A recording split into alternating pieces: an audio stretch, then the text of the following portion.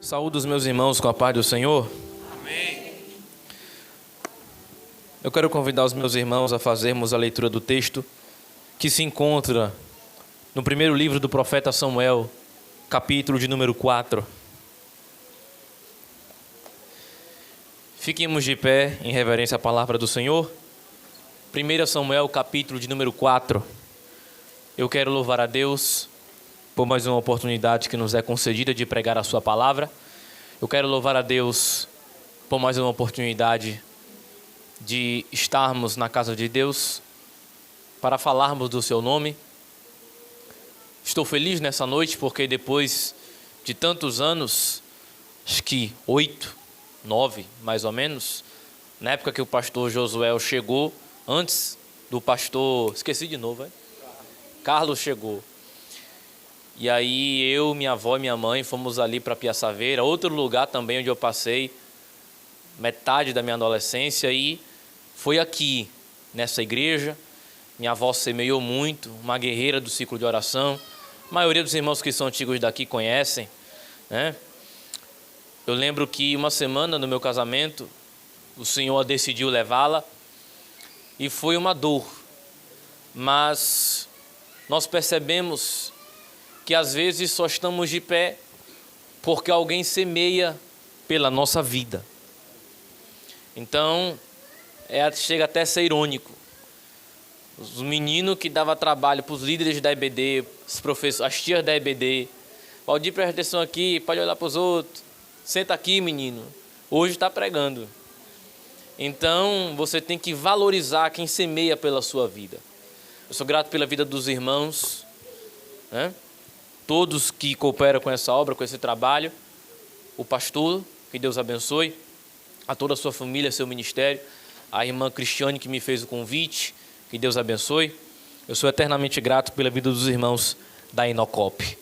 Tenho um carinho muito grande pelos irmãos da Inocop. Toda a minha família está aí hoje também, minha mãe, meu pai, a minha esposa, né, são presentes que Deus coloca na nossa vida. Meus irmãos, 1 Samuel capítulo 4, versículo de número 15. Quantos acharam, digam amém.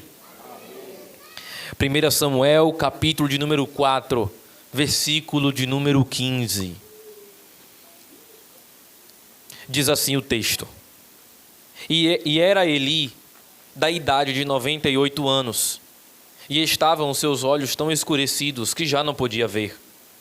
E disse aquele homem a Eli: eu sou o que venho da batalha, porque eu fugi hoje da batalha. E disse ele: que coisa sucedeu, filho meu? Então respondeu o que trazia as notícias e disse: Israel fugiu de diante dos filisteus, e houve também grande matança entre o povo. Além disso, também teus 2 filhos, Ofni e Finéias, morreram, e a arca de Deus foi tomada. E sucedeu que, fazendo ele menção da arca de Deus, Eli caiu da cadeira para trás, ao lado da porta, e quebrou-se-lhe o pescoço, e morreu. Porquanto o homem era velho e pesado, e tinha ele julgado Israel por 40 anos. E estando a sua nora, mulher de Finéias, grávida e próxima ao parto, e ouvindo estas notícias de que a arca de Deus era tomada, e de que seu sogro e seu marido morreram, encurvou-se e deu à luz. Porquanto as dores lhe sobrevieram. E ao tempo em que ia morrendo, disseram as mulheres que estavam com ela: não temas, pois este deu à luz a um filho. Ela, porém, não respondeu, nem fez caso disso.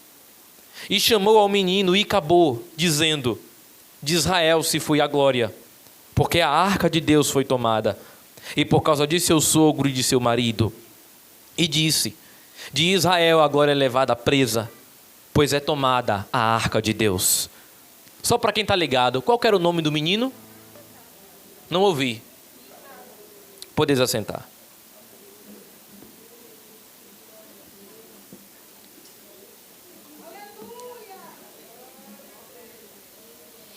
Meus irmãos, adolescentes do Senhor, o sacerdote Eli, ele está com 98 anos, velho, cego e pesado. O sacerdote Eli, ele estava ansioso por 2 coisas: pela vitória de Israel e pelo retorno da Arca da Aliança, que naquela época simbolizava a presença de Deus de forma ativa. Quem estudou Bíblia e frequenta a EBD, sabe que naquela época a presença de Deus era representada de forma ativa pela Arca da Aliança. Coloca o fundo para mim, por gentileza, se for possível. E então, de repente, um mensageiro benjamita, Eli está sentado, toda a cidade está aguardando, famílias estão esperando seus maridos voltarem, famílias estão esperando pais, homens voltarem da guerra. Só que de repente, no meio de um nevoeiro, veio um homem benjamita e ele traz 3 notícias a Eli. Quantas notícias, adolescentes? 3. A primeira notícia é que os filisteus haviam matado todos os homens de Israel. A segunda notícia é que os 2 filhos do sacerdote Eli, Ofni e Finéias, morreram também. O que é um cumprimento de 1 Samuel capítulo 2, versículo 34. Quando Deus usa um profeta contra a casa de Eli. A terceira notícia ruim para Eli e que causou a sua morte súbita foi a que a mais o deixou doente. Foi a tomada da arca de Deus. Foi a levada, o sequestro da arca de Deus. E das piores notícias que Eli poderia ouvir, a que mais o chocou, foi que a arca de Deus foi tomada. O texto é muito detalhado em dizer que quando o sacerdote Eli ouviu aquilo, o cara já era velho e pesado, então pense, ele tomou um susto, teve um ataque cardíaco, caiu para trás, morreu e quebrou o pescoço. Não foi a notícia da morte dos filhos, não foi a notícia da derrota de Israel, foi a notícia do sequestro da arca. O texto também revela que a nora de Eli, estando perto, ela tem tripla percepção. Ela reage de 3 formas a 3 notícias trágicas. O sogro morreu, o marido Finéias morreu e a arca foi tomada. Só que a última é a pior. É a última notícia que faz ela estava buchuda, grávida. E a última notícia é o que ela faz, é o que faz o bebê nascer prematuro. E a Bíblia diz que ela morre com o parto do bebê. Porque grandes foram as dores, diz o texto. E a Bíblia diz que as parteiras dizendo: rapaz, se acalma, mulher, para que tanta gritaria, para que tanto escândalo? O menino está nascendo. A Bíblia diz que ela não se importou, ou seja, tanto faz. E ela mesma deu o nome do menino, Icabod, que do hebraico para o português significa foi-se a glória. Eu não estou nem aí, a glória já foi. Para que eu quero esse menino? Israel sempre foi uma nação vitoriosa. Israel tinha os melhores guerreiros. Israel até hoje tem um exército, equipamentos, armas que nem sequer o Brasil tem. Eles sempre foram os melhores guerreiros desse mundo até os dias atuais. Só que nesse contexto Israel não perdeu por motivos políticos. Nesse contexto Israel não perdeu por falta de estratégia militar. Nesse contexto Israel não perdeu porque faltou alguma técnica, alguma estratégia, não. Nesse contexto Israel foi derrotado por motivos morais e espirituais. Eles não tratavam bem a arca de Deus. Eles tratavam a presença de Deus como algo fútil. Israel tratava a arca da aliança como talismã. Israel tratava a arca da aliança como um amuleto. Israel tinha Deus como o gênio da lâmpada, o Aladim que vocês conhecem. É como hoje tem alguns crentes. Vem para o culto para quê? Vem para a campanha para quê? Para ter vitória. A gente faz a mesma coisa. Quer dizer, a gente não, alguns aí. Usa Deus como um amuleto. Um símbolo de vitória, um símbolo de conquista. Mas não tratavam a arca com a devida reverência e obediência. Israel tinha aquilo que os filisteus não tinham. E mesmo assim o povo inimigo venceu. Os filisteus não tinham aquilo que Israel tinha, a presença de Deus. Só que os filisteus vencem, por quê? Porque um capítulo anterior, no capítulo 3, o chefe dos filisteus olha para o exército e diz: rapaz, lá vem eles com a arca. Nós sabemos que eles com a arca nunca perderam uma guerra.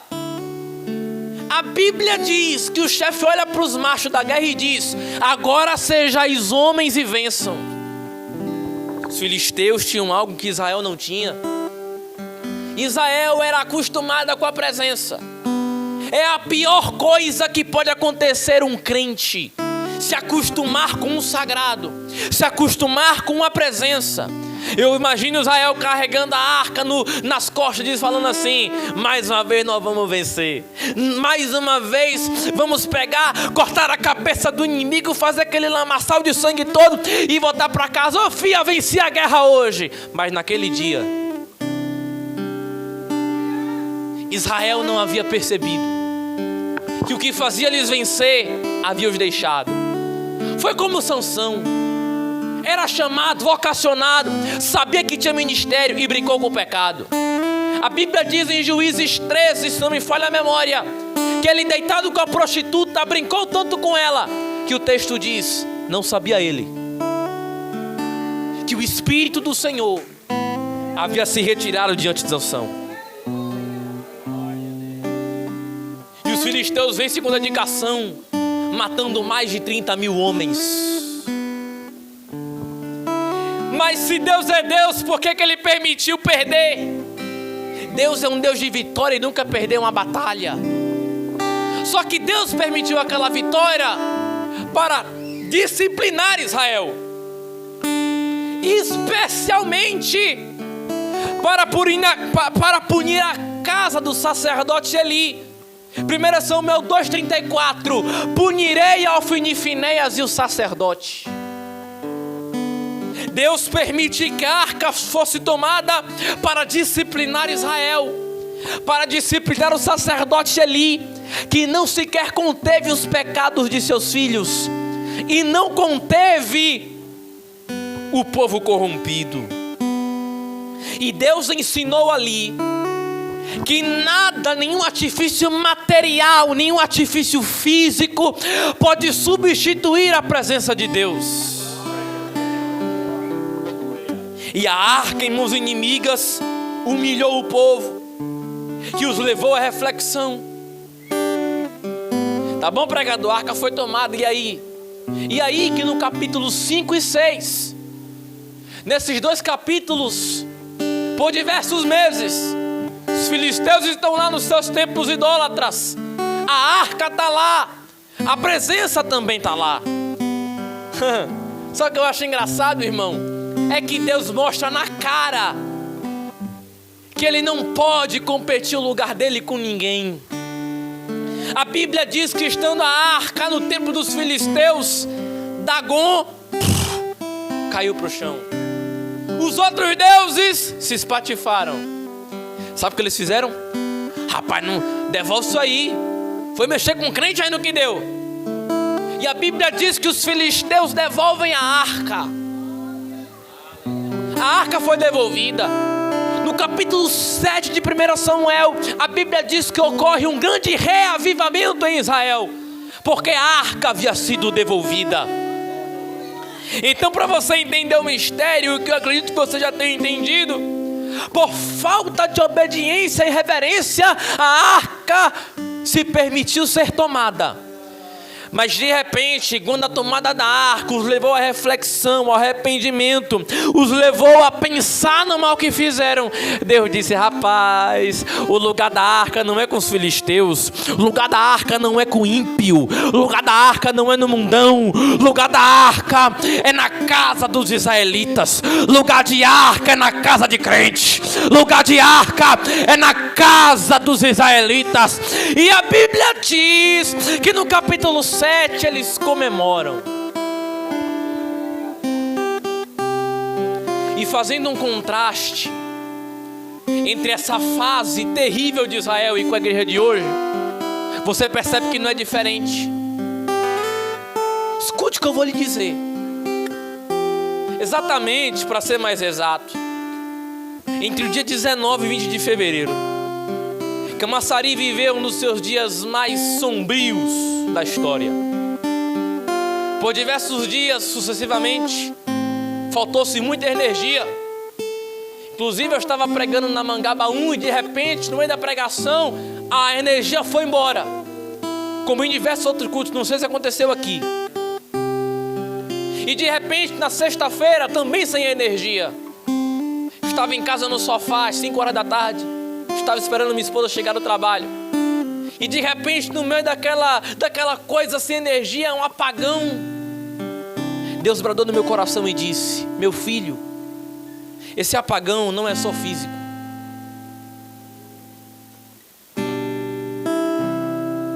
Esse apagão não é só físico. Esse apagão é espiritual também.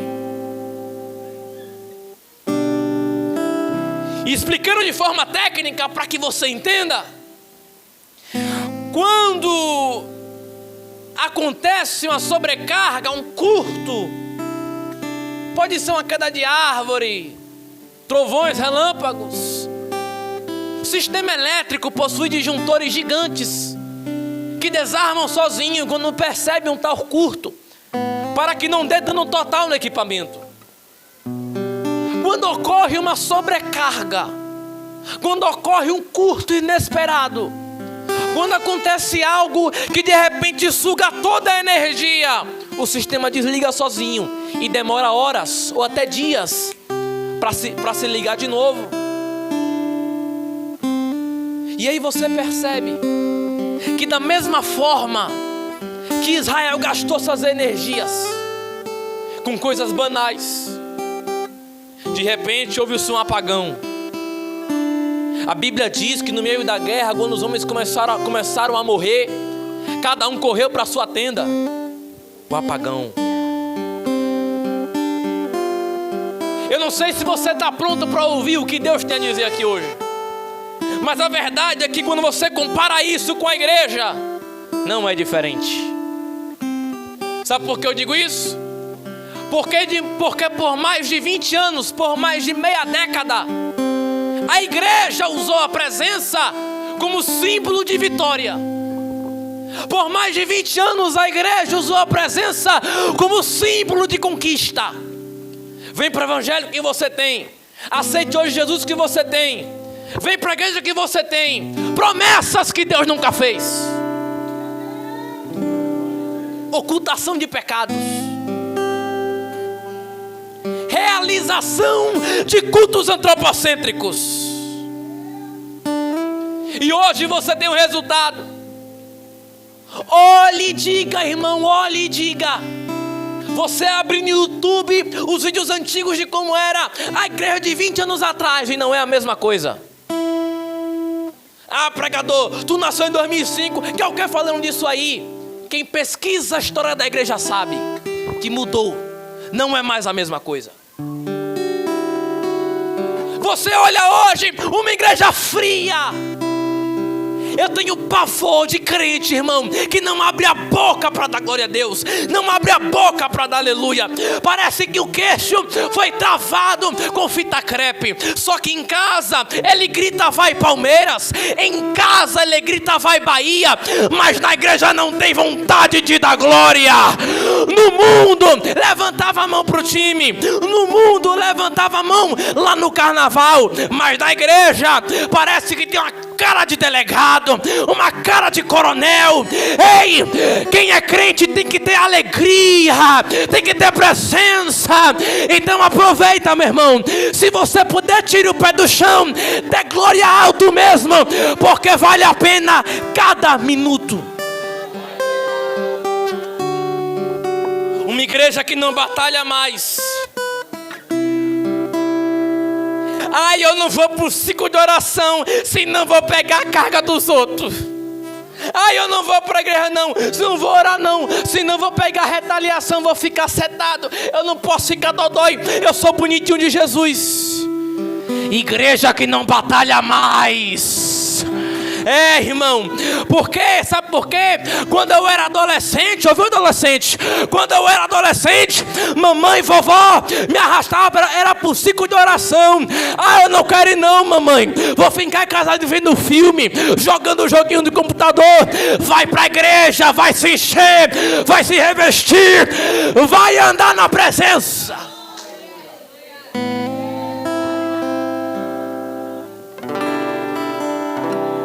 O disjuntor foi desligado. Só para te alegrar. Da mesma forma que no capítulo 7 a arca foi devolvida. Você não entendeu, irmão? No capítulo 7, da mesma forma que eles se arrependeram e a arca foi devolvida, Deus tem feito isso na nossa geração. Algumas pessoas falam isso e eu não concordo. O Brasil vive um grande avivamento. Não vive. Quando eu me refiro à igreja, eu me refiro à igreja como um todo.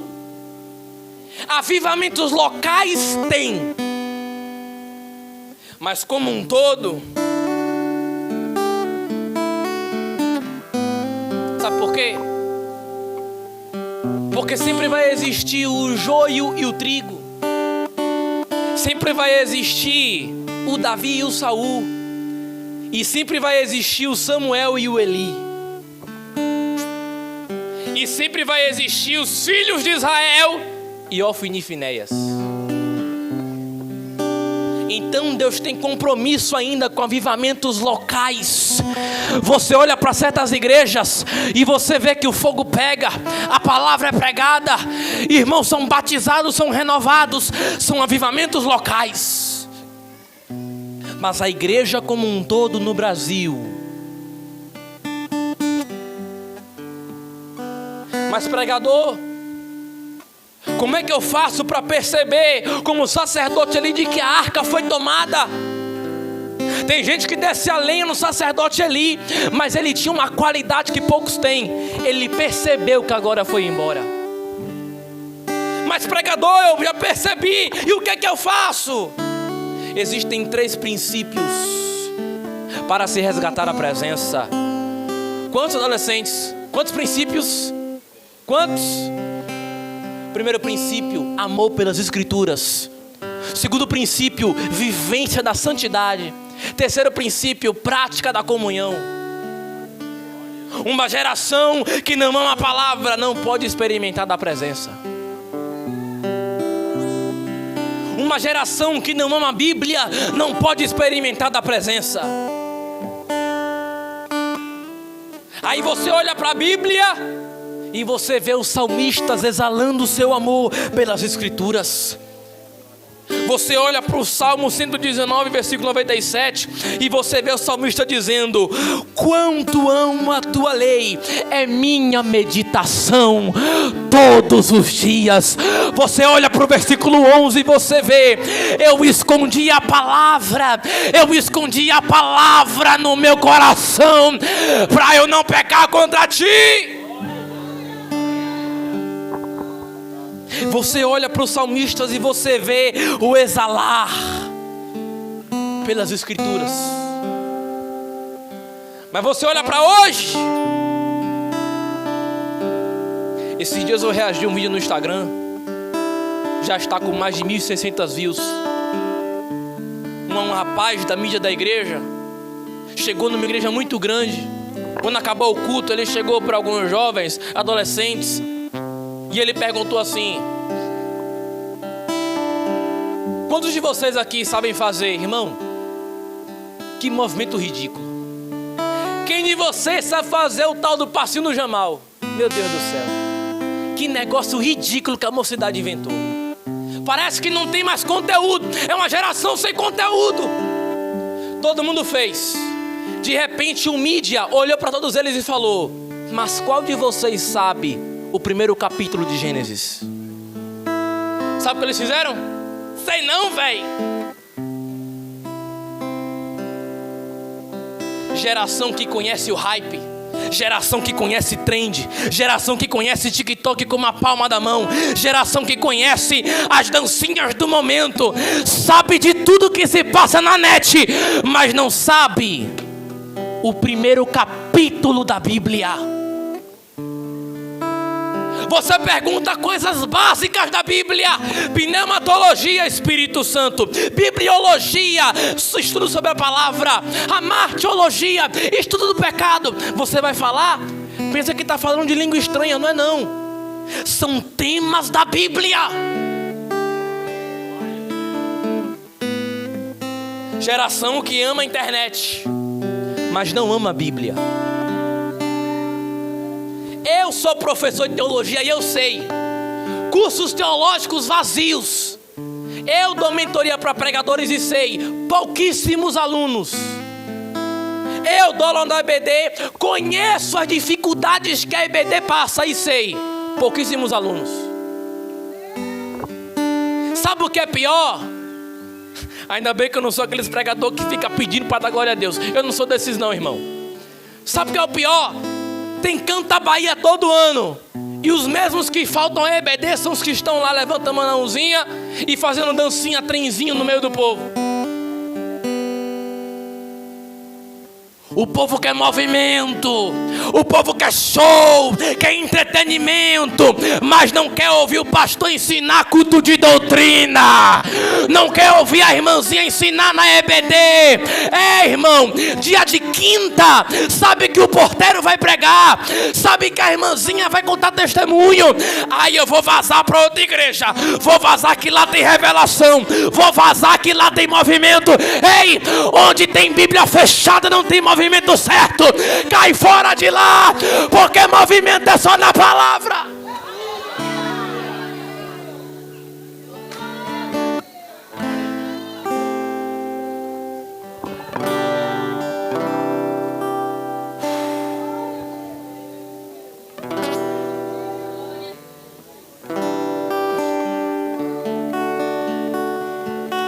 Eu sinto a presença enquanto eu digo isso aqui. Precisamos nos acostumar com o pente fino de Deus.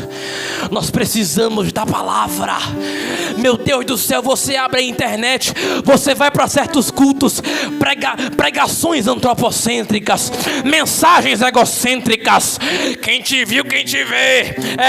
Passou pela prova, não te ajudou. Quando vem na bênção vai se arrepender. Para com isso. Prega a Bíblia, vive Bíblia, cante Bíblia, fale da Bíblia. Eu não gosto de ouvir meu pastor na terça-feira. É muito lento, é muito devagar, é muito frio, é teologia. Pregador tem que pregar teologia mesmo, irmão. Vai pregar o quê? História de carochinha? Tem que pregar o que está escrito. Adolescente, valorize as mensagens que seu pastor dá. Valorize as mensagens que a tia da EBD passa. Sabe por quê? Esses homens, essas mulheres pagam alto preço pela mensagem, pagam alto preço. Valorize a liderança, porque eles pagam alto preço.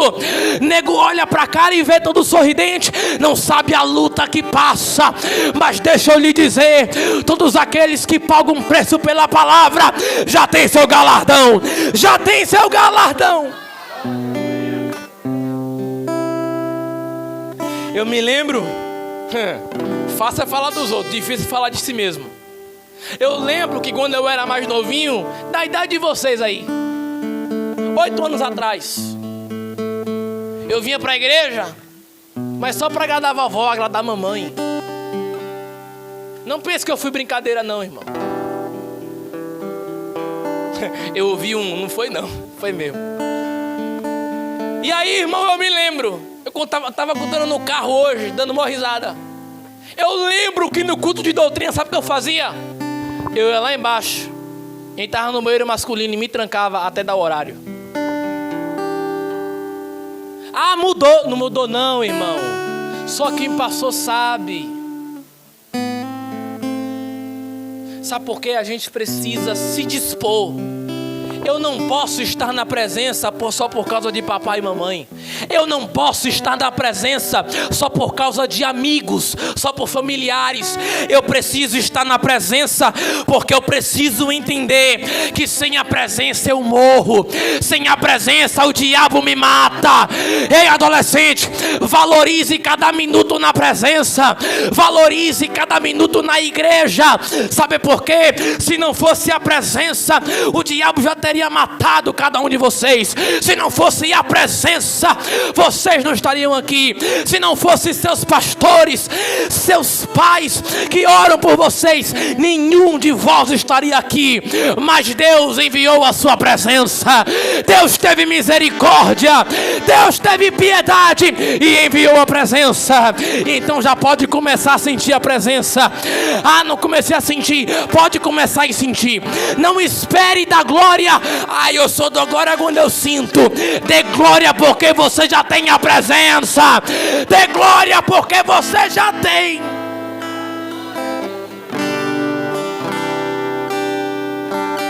Deixa eu correr, pelo amor de Deus. Em segundo lugar, a vivência da santidade. Meu Deus. Eu disse, Jesus, me dê graça. Que o povo pensa que eu prego porque eu gosto. Eu não prego isso aqui porque eu gosto. Eu prego porque obedece quem tem juízo, irmão. Pregador, o que é ser santo? Não é virar anjo. Não é se isolar de tudo e de todos. Ser santo é andar separado. 1 Pedro capítulo 1, versículo 15. Assim como é santo aquele que vos chamou, sede vós santos em toda a vossa maneira de viver. A palavra santa do grego hagios é separado. Tudo aquilo que é separado para um propósito ou para algo. A igreja é separada. A igreja é o quê? Desse jeito não. A igreja é o quê? Mas Pedro diz, irmão Pedro, que andou 3 anos com Jesus, ele disse, em toda vossa maneira de viver. Então não é só na frente do pai e mãe. Tu é crente, eu sou. Vá ver como é na escola. Porque eu fui assim, eu sei. Tu é crente, eu sou. Olha, respondeu na frente da mãe, do pastor. Vai perguntar se ele é crente lá na faculdade, no colégio. Precisamos ser santos em toda. Não é um pouquinho. Não é em cima do muro. Não é da porta da igreja para dentro. É em toda. Toda. Tu é crente? Eu sou. Mas esse negócio de ser crente é muito brega. Não, irmão, eu sou crente, ponto final. Meu irmão, adolescente, deixa eu te dar um conselho que você tem que levar para toda a vida. Quando chegar para aquele amiguinho ímpio e ele perguntar, rapaz, você é crente? Eita, velho, esse negócio de ser crente não dá certo não. Você é muito quadrado, você é muito frio, fica se isolando. Quando ele te chamar para mostrar pornografia no telefone, quando ele te chamar para falar o que não presta, para falar o que não deve, você vai olhar para a cara dele e vai dizer, eu sou crente, não me misturo e tem mais, eu sou santo. Em toda a vossa maneira de. Em terceiro lugar, a prática da comunhão. Quer ser renovado? Quero. Quer a presença? Quero. Ame a palavra. Viva em santidade, valorize a santidade. Em terceiro lugar, pratique a comunhão. Pode parecer algo simples, mas não é. Uma das evidências de que se tem a presença é quando se pratica a comunhão. Comunhão não é você ver seu irmão 3 vezes na semana e dizer Pai do Senhor e cai fora. É comunhão mesmo. Paulo disse em Efésios que a igreja é uma família. Paulo disse em Efésios que a igreja é o quê?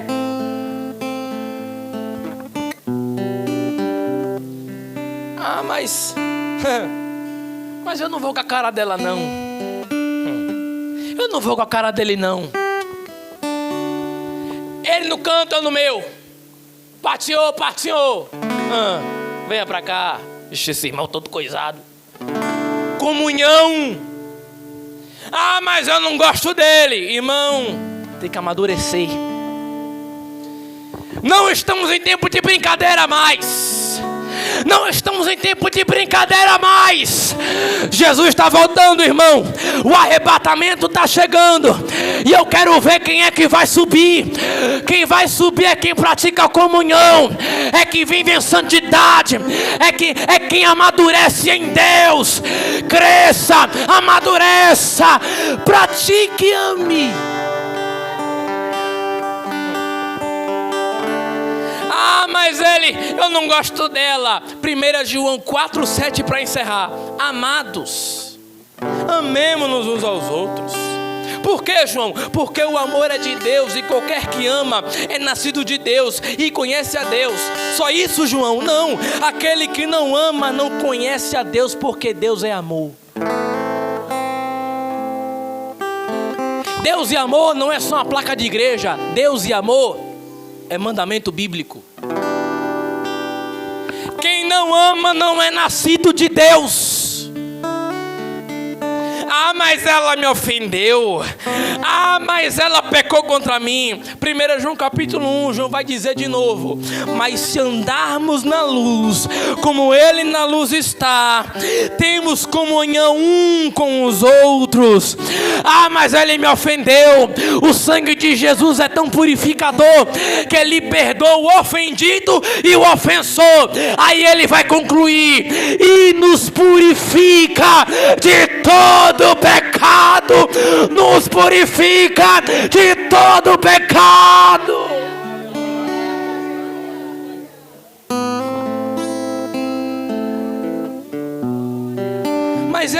Mas eu não quero gostar dela. 1 João 4. Se alguém diz que ama a Deus e odeia seu irmão, é mentiroso. Quem está falando isso não é o pregador não, é o apóstolo João. E tem mais, ele diz: pois quem não ama seu irmão não pode ver a Deus quem não viu. Sabe o que ele está falando aqui?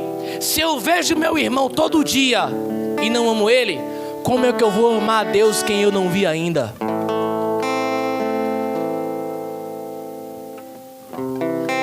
É tempo de restaurar a comunhão.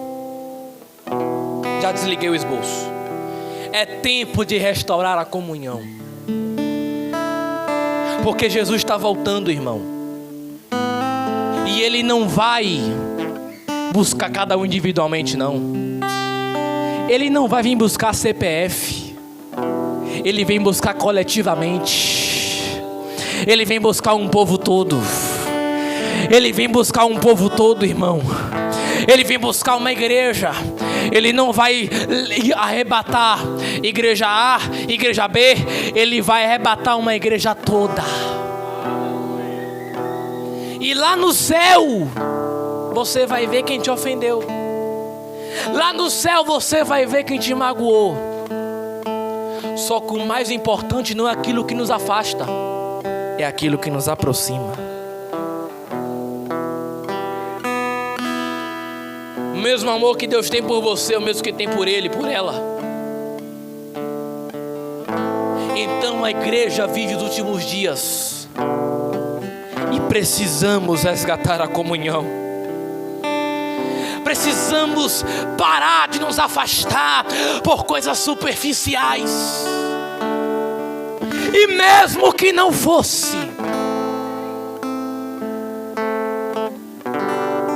eu preciso de você. Você precisa de mim. Você precisa de quem está do seu lado. Quem está do seu lado precisa de você. Eu não sou de fazer isso não, irmão. Mas se você puder, pegue na mão de quem está do seu lado. Pegue na mão de quem está do seu lado, pelo amor de Deus. E diga assim: meu irmão, me perdoe. E eu te perdoo. Segura a minha mão e bora junto pro céu. Será que tem glória a essa altura? Será que até esse nível tem glória? Será que... Cadê o barulho da arca? Eu quero ouvir o barulho da arca chegando. Eu quero ouvir o barulho da presença. Fica de pé comigo nessa noite. Eu quero ouvir o barulho da arca. Tem arca nessa noite, irmão.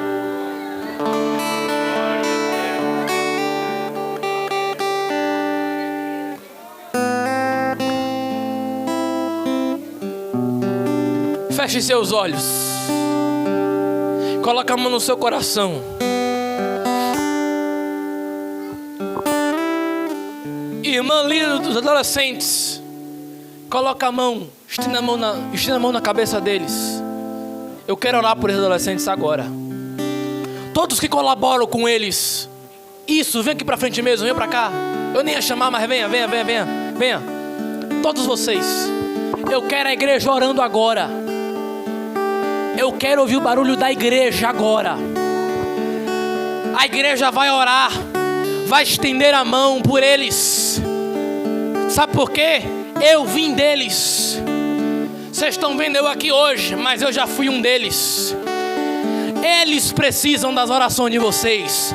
Eles contam com vocês. Feche seus olhos, ore por eles agora.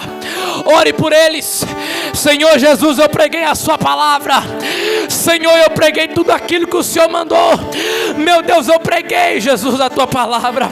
Meu Deus, agora eu te peço, como sinal, Senhor, como sinal de que o Senhor falou através de mim, de que não foi invenção. Meu Deus, me mostra um sinal agora. Renova meu irmão agora. Quem não é batizado, seja batizado agora. Quem parou de falar em línguas, fale em línguas agora. Fale em mistérios. Ore em línguas. Ore e clame. Eu quero ouvir o barulho da igreja. Eu quero ouvir o barulho da arca. Meu Deus do céu, aqui estão, Pai. Essa geração, Senhor, essa geração, Pai, que daqui uns anos pode me substituir, daqui uns dias estarão pregando aqui como eu estou. Oh meu Deus, só agora eu valorizo, Jesus. Meu Deus, eu oro agora pela vida deles. Eu oro, Pai, pela vida do pai, da mãe de cada um, Jesus. Vai, Pai, em direção aos lares agora. Expulsa, tira aquele demônio de Irá agora. Onde houver para um demônio alojado, meu Deus, vai quebrando agora. Jesus, quebra agora palavras de inveja. Vai dar para isso, vai dar para aquilo, não vai prosperar. Disseram que não ia para frente, disse que não ia aguentar 2 meses. Mentira, porque a igreja está de pé. Eu quero ouvir o barulho da igreja. A igreja está de pé. Meu Deus.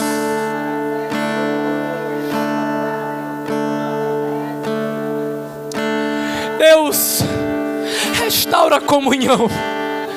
Restaura, Deus, o amor. Meu Deus, restaura o amor pelo meu próximo. Meu Deus, restaura a minha comunhão, Pai, com os meus irmãos. Restaura, Deus, agora. Meu Deus, como efeito disso eu profetizo: quem se odiava vai passar a se amar, quem se distanciava vai se abraçar. Eu profetizo e vejo Deus fazendo isso. Eu vejo Deus cumprindo isso. Por esses dias a comunhão vai aumentar. Deus vai restaurar a comunhão de muitos. Eu estou vendo isso pela fé. Eu não sou de inventar, não sou de mentir. Eu vejo Deus fazendo isso. Um grande mover pelos últimos dias da igreja.